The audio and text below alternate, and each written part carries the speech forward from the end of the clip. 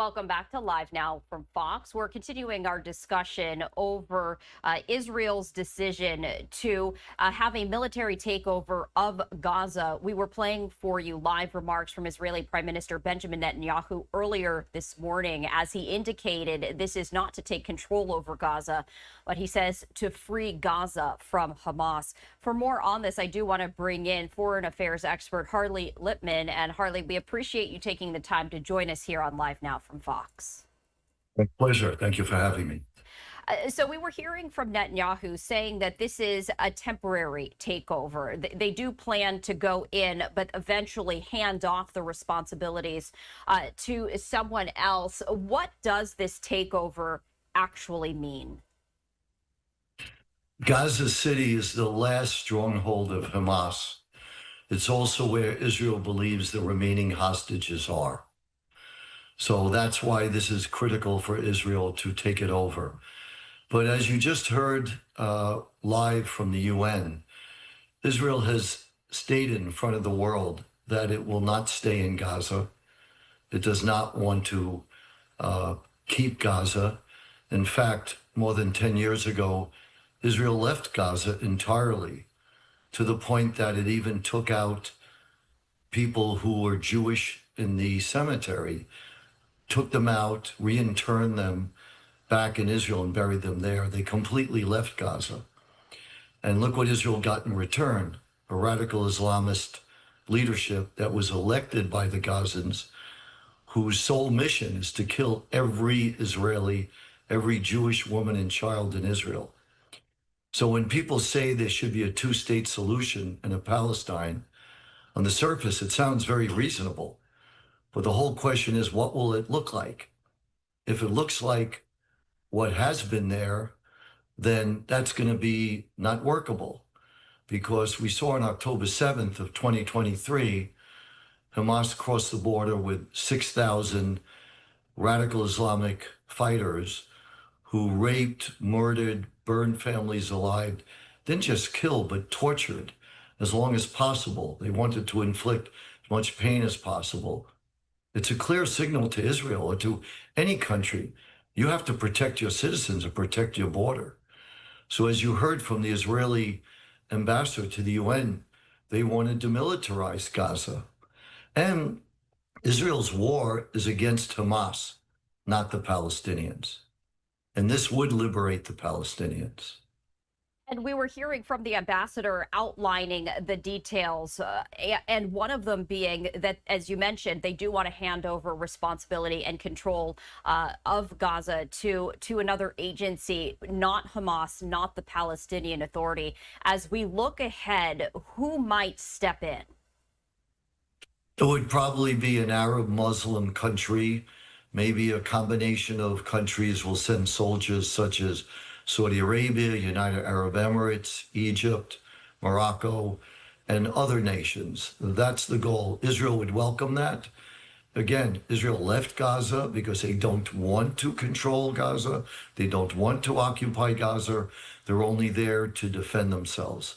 I guess the best analogy for Americans to understand would be the equivalent of Canada electing Al-Qaeda, and then that government sending 60,000 terrorists across the border, because that would be the equivalent, given the size of the United States compared to Israel.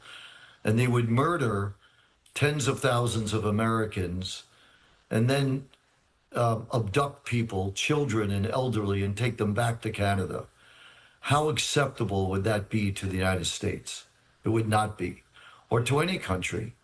And this is where you get anti-Semitism. It's a double standard. What people want Israel to accept, they would never accept on their own border, but they want Israel to accept it. And Israel is just trying to survive. Remember, it was Hamas that crossed the border slaughtering Israelis. As you heard the UN ambassador say, not since the Holocaust have so many Jews been slaughtered just because they're Jews. The overwhelming majority of the people were not soldiers. They were women, children, and elderly. That's who they went to slaughter. So Israel saw the light that these people may not ever accept Israel as a Jewish nation. And going deeper into that, we're worried that Hamas will never surrender and never give up the hostages. It's a death cult. And they know the hostages are their only ace and their only card. So this is what makes this conflict so complicated. It is an incredibly complicated conflict. Part of that continues to be the humanitarian crisis that is happening there in Gaza. Israel and a number of countries around the world trying to help facilitate the entry of aid into Gaza. You know, there's been a lot of discussion about Hamas, preventing that from actually happening. You know, how would the takeover impact the ability to distribute aid? Well, as you heard from the Israeli ambassador, I think he was very clear. There's going to be aid distribution areas away from the combat zone. And it's been very complicated. I myself, about a month ago, was on the border of Israel and Gaza and spoke to drivers of the trucks that were bringing food into Gaza. And they told me that Hamas violently takes over the food distribution because they're running out of money. They steal the food, give it to their fighters, and then gouge the Palestinians and overcharge them for this food, which Hamas gets for free. And this is what is the main reason why you've had starvation in Gaza. Israel has made mistakes, but it was not intentional to create starvation. Israel at one point stopped letting food into Gaza. It's true, because they thought that Hamas would put pressure on Hamas to have a ceasefire, which is what Israel wants. And Israel thought that there was adequate supplies in Gaza. But that said, Gaza's strategy is to create starvation, because in their battle with Israel, they know they cannot defeat Israel on the battlefield. They don't have an army with planes and tanks that could decisively defeat Israel and conquer Israel. Their strategy is to have as many Palestinians die as possible for martyrdom. And their strategy is incredibly successful. The world has been manipulated, and the world has been used, and they buy into this Hamas propaganda strategy, which has created starvation and the inverse logic. It's Hamas that created the genocide, killing every single Jew they came upon. And then you ask the question, well, is Israel committing genocide? Well, this war has been going on for almost 2 years. And 99% of the Palestinian population of Gaza that was alive on October 7th of 2023 is still alive today. In other words, 1% of the population of Gaza has died in this war.